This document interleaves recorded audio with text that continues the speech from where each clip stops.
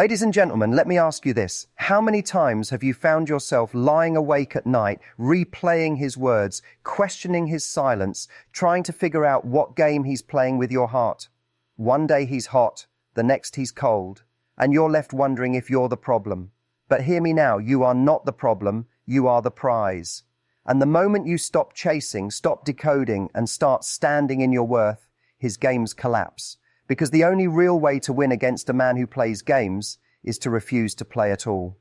And ladies and gentlemen, let me ask you this. How many times have you found yourself lying awake at night, replaying his words, questioning his silence, trying to figure out what game he's playing with your heart? One day he's hot, the next he's cold, and you're left wondering if you're the problem. But hear me now, you are not the problem, you are the prize. And the moment you stop chasing, stop decoding, and start standing in your worth, his games collapse. Because the only real way to win against a man who plays games is to refuse to play at all. And that's the kind of strength that not only protects your heart, but also attracts the kind of love you truly deserve. But let's go even deeper, because the truth is, many people know this on the surface. They know they should walk away from games. They know they shouldn't reward inconsistency, yet they still find themselves stuck. Why? Because the emotional pull of the highs can feel intoxicating. When he does finally give you attention, when he finally sends that message, when he finally validates you, it creates a rush that feels irresistible. It's like water to someone who's been starving in the desert. That's not love, that's scarcity. And if you build your entire emotional world around these crumbs, you will always feel deprived. And you have to remind yourself that the fee he gives you in those moments is not real security. It's a temporary hit of dopamine.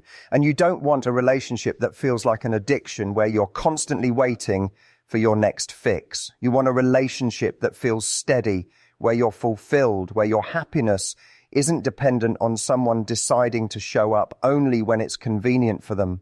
To get there, you must break the cycle. You must recognize that the thrill you feel when he finally throws you attention is just a symptom of the fact that you've been tolerating long stretches of neglect. And breaking this cycle means making a conscious decision that your self-worth is not tied to how much someone invests in you.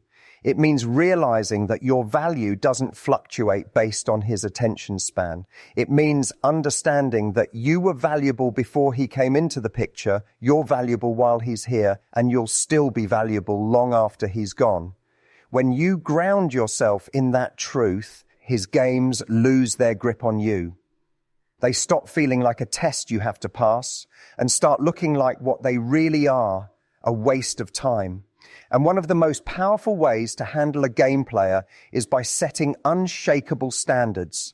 Standards are not rules you force someone else to follow. They're boundaries you hold for yourself.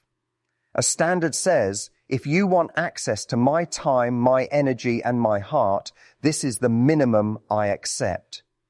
When someone plays games, you don't have to lecture them. You don't have to convince them. You don't have to beg them to change. You simply enforce your standards with your actions. If he disappears for days, you don't reward him with instant access when he returns. If he flirts with others to make you jealous, you don't get caught in the drama. If he gives you mixed signals, you don't bend over backwards to chase clarity. You let his inconsistency disqualify here. And here's where most people struggle. They confuse standards with ultimatums. A standard isn't you saying, if you don't do this, I'll leave. A standard is you saying, this is what I allow into my life, and anything less naturally removes itself. That's a huge difference. Ultimatums are about controlling someone else. Standards are about controlling yourself. And that's how you win back your power. Because when you know what you allow and what you don't, his games stop having the power to destabilize you. And think of it this way. If you walk into a store and something is priced too high, you don't argue with the store manager. You simply decide it's not worth it and you walk out. You don't beg them to lower the price. You don't stand there for hours hoping they'll change their mind. You walk out because you know your money has value and you'll spend it where it's appreciated. That's exactly how you must treat your time, your energy, and your love. If someone's behavior doesn't align with your standard, You don't argue, you don't beg, you simply walk away and invest in a place where it's valued. And here's the beauty of it. When you stop rewarding bad behavior, you force people to reveal their true intentions. If he actually values you, he'll step up. He'll realize his games don't work on you, and he'll choose to show up consistently. If he doesn't value you, he'll fade away. Either way, you win because you get the truth. The only reason game players thrive is because people tolerate the games. The moment you refuse to participate, the spell is broken. But let's talk about the temptation to engage, because sometimes even when you know better, you'll feel that pull to respond, to test him back, to mirror his games.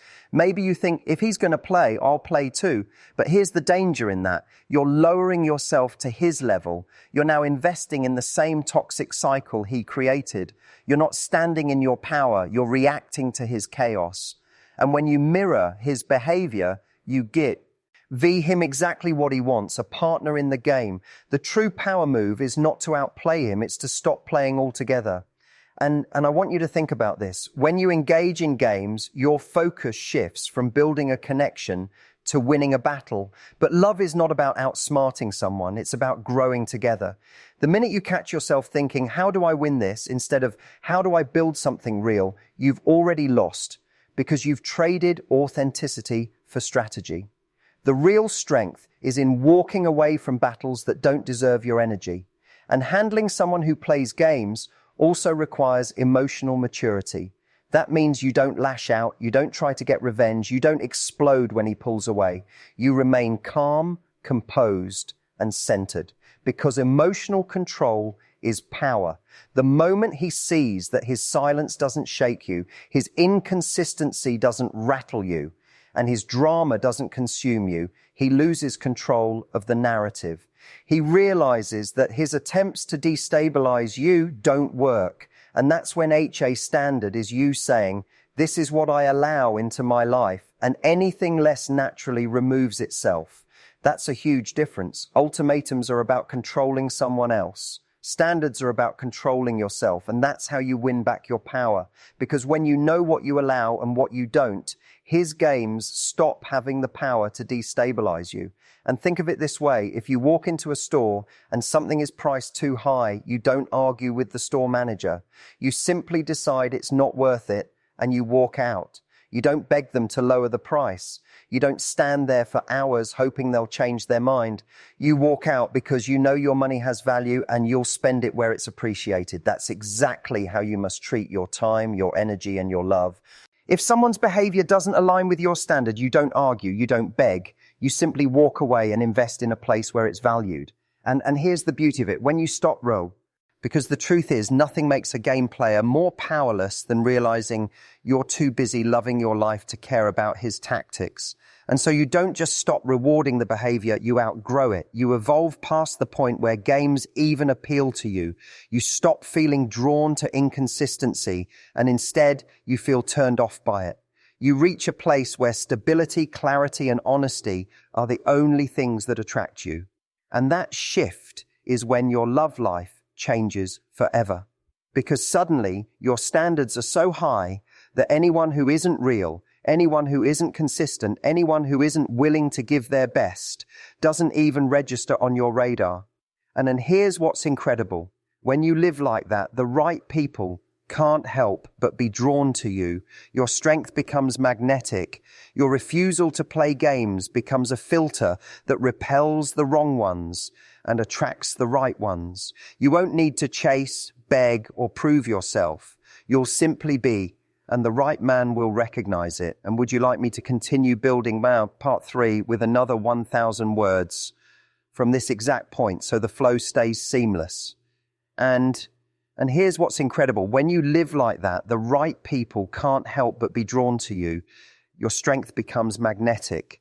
Your refusal to play games becomes a filter that repels the wrong ones and attracts the right ones. You won't need to chase, beg, or prove yourself. You'll simply be, and the right man will recognize it.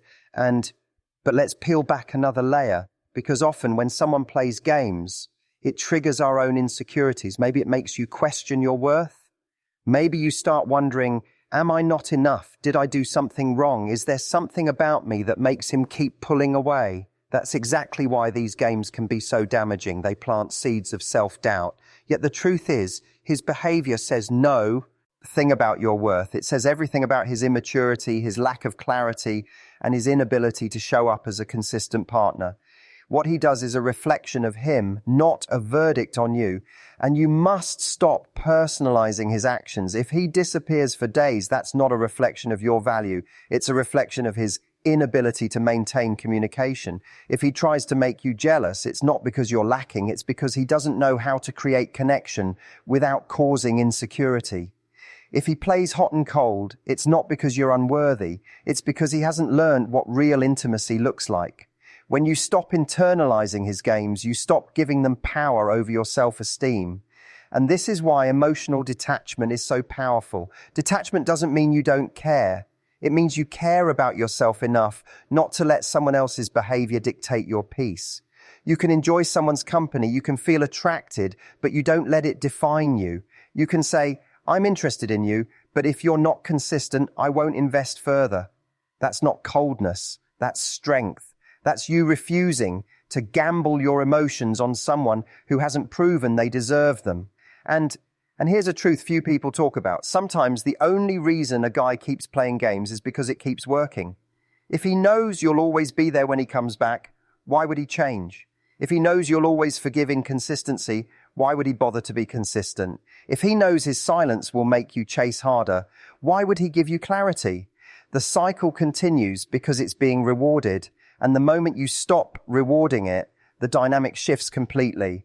And that's why your silence can be louder than any speech. If he pulls away and you don't chase, he notices. If he tries to bait you into jealousy and you don't react, he notices. If he gives you crumbs and you don't accept them, he notices. And in that moment, you're teaching him a lesson without ever saying a word. You're not someone who tolerates games. Your actions speak louder than any confrontation. And now sometimes women fear that walking away will make them lose him forever. They think, if I don't respond, he'll just move on. But here's the question. If he only sticks around because you accept bad behavior, is that really a relationship worth saving? Do you really want a connection that depends on your willingness to lower your standards? Walking away doesn't make you lose. It protects you from investing in someone who's not capable of giving you what you need. And let me tell you something powerful. The right man will never be lost because you held your standards. The right man will see your strength, your boundaries, and your refusal to play games as the very reason he wants you more. He'll admire your certainty. He'll respect your boundaries. He'll step up because he realizes you won't tolerate less. The wrong man, on the other hand, will fade away when you enforce your standards. And that's exactly what you want, because the wrong man leaving only makes space for the right one to arrive. And there's also another aspect of this dynamic, patience. Too often people rush to label inconsistency as love. They think, well, he must like me because he comes back. But coming back doesn't equal commitment. Showing up when it's convenient isn't love, it's convenience. You have to be patient enough to see the bigger picture, to observe whether his behavior aligns over time. Anyone can act interested in bursts. Consistency over time is what reveals true intentions. And if his pattern is hot and cold, disappearing and returning, then you already have your answer. And patience also means not rushing yourself. Don't rush to define the relationship because you're afraid he'll leave. Don't rush to excuse his behavior because you're afraid of being alone. Take your time. Watch how he shows up. Let him prove himself through consistency, not promises. That patience, that willingness to wait for real proof is what keeps you from being trapped in a cycle of games. And let's address something else, loneliness. Sometimes the reason people tolerate games is because they fear being alone more than they fear being hurt. They'd rather have someone half present than no one at all. But here's the reality. Loneliness in the wrong relationship is far more painful than being single. When you're single, you're free, you're in control, you're building your life. When you're with someone who plays games, you feel constantly anxious, constantly second-guessing, constantly on edge. Which is truly lonelier, being alone or being with someone who makes you feel unseen? And you must learn to enjoy your own company so deeply that games no longer appeal to you. When your life is full, when you're fulfilled, when you're proud of yourself, you stop craving crumbs. You stop tolerating emotional roller coasters because your peace is too valuable. And that's the greatest protection you can ever create against people who play games. You're so happy within yourself that they can't disrupt your balance.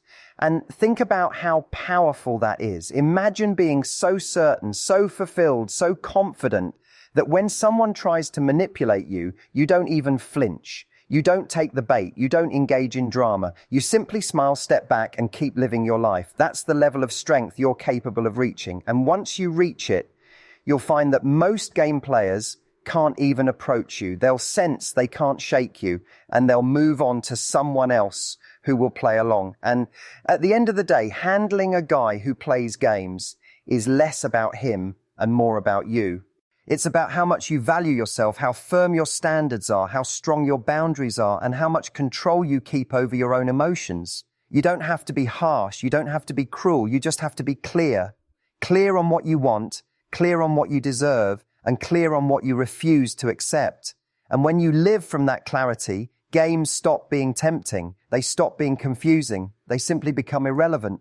And would you like me to now continue with part 4 and expand it another 1,000 words, carrying the speech forward seamlessly?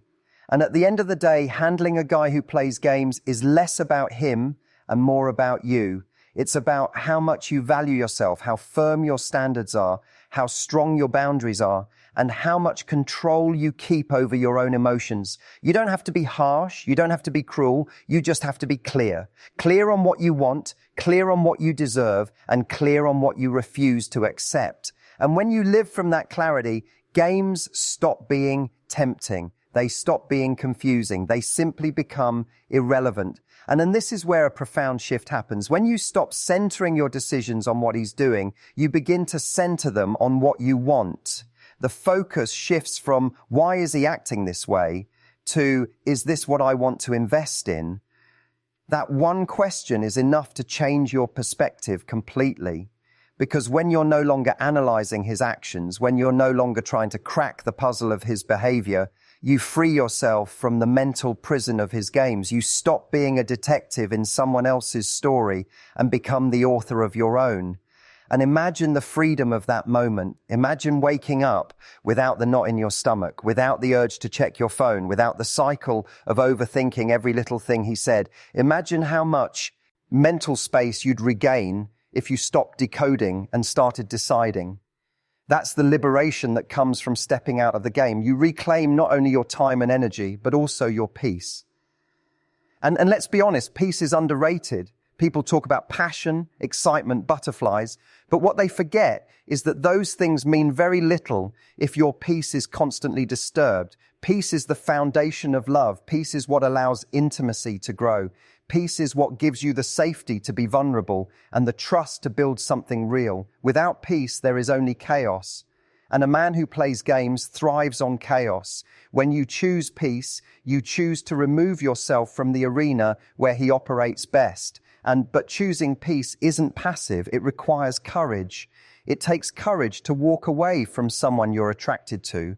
It takes courage to stop chasing the highs and acknowledge the lows.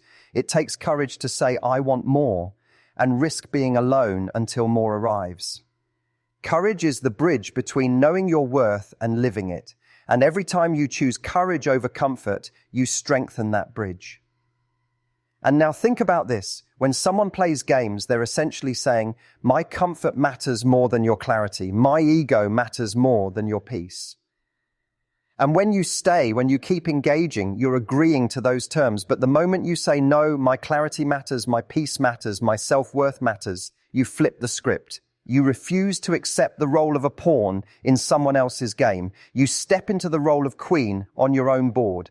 And the queen doesn't chase pawns. The queen holds her position, commanding respect simply by knowing her value. And there's something magnetic about that. When you're unshaken, when you're grounded, when you're no longer dancing to the rhythm of someone else's games, people feel it. sense that you're different. They realize they can't pull you into the usual cycle. And ironically, that's when many game players panic because they're used to people bending, chasing, tolerating. But with you, the rules don't apply. With you, they have to decide, either rise to your level or lose you completely. And here's the beautiful part. By holding this standard, you win either way. If he rises to the challenge, you get consistency and clarity. If he doesn't, you free yourself from wasted time and open the door to something better. Either outcome serves you. That's the ultimate power, knowing that no matter what he chooses, you come out stronger. But to truly embody this, you must practice it daily. It's not enough to declare your worth once. You must reinforce it with every choice you make. Every time you respond with silence instead of chasing, you reinforce it. Every time you walk away instead of accepting crumbs, you reinforce it. Every time you pour into your own life instead of obsessing over his, you reinforce it. Over time, those small decisions build into an unshakable identity, a woman who cannot be played. And I want you to understand how rare that is. Most people fall into the trap of games because they fear scarcity. They believe love is limited, that good men are rare, that if they let one go, they might not find another. But that's not true. The world is full of opportunities, full of connections, full of people capable of giving love in the right way. Scarcity is an illusion that keeps you tied to the wrong one. Abundance is the mindset that frees you. When you believe love is abundant, you stop settling. You stop holding on to someone who's inconsistent because you know there will always be someone else who can meet your standards. And that's why building your own life matters so much. When you're working on yourself, when you're living with purpose, when you're proud of who you are, you stop fearing loss because you know you're already fulfilled. You know you're already being so. This someone is valuable. A relationship becomes a beautiful addition to your life, not the center of it. And when a relationship is an addition, not the foundation, you don't cling to it out of desperation. You don't compromise your standards just to keep it. You allow it to either enrich your life or you let it go.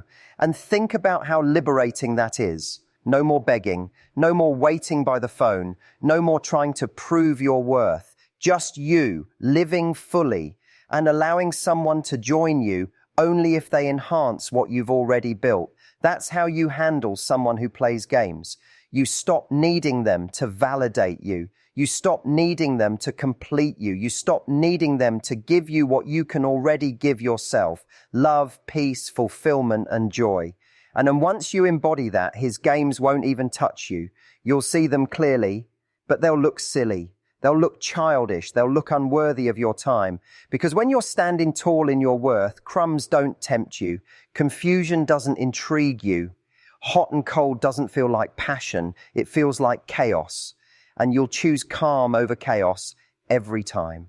And this doesn't mean you become guarded or cynical. It doesn't mean you close your heart. It means you keep your heart open, but you protect it with wisdom. You still love, you still give, you still allow vulnerability, but only with someone who has earned it. Only with someone who shows you consistency, clarity, and respect. That's the balance: open heart, strong boundaries, vulnerability without naivety, love without settling. And then the irony is, when you live this way, you not only protect yourself, but you also inspire others to rise. A man who might have played games with others will quickly learn that with you, those games don't work. He'll either step up to meet you or he'll fall away. But either way, you've created an environment where authenticity is the only currency that counts. And that's the ultimate goal: not to manipulate him into changing, not to outplay his tactics, but to create a life and a presence so strong that only the genuine can stay, only the consistent can remain, only the real can earn a place by your side. And would you like me to now create the powerful 30-second hook for this full speech series, starting with ladies and gentlemen, so it ties everything together for your video intro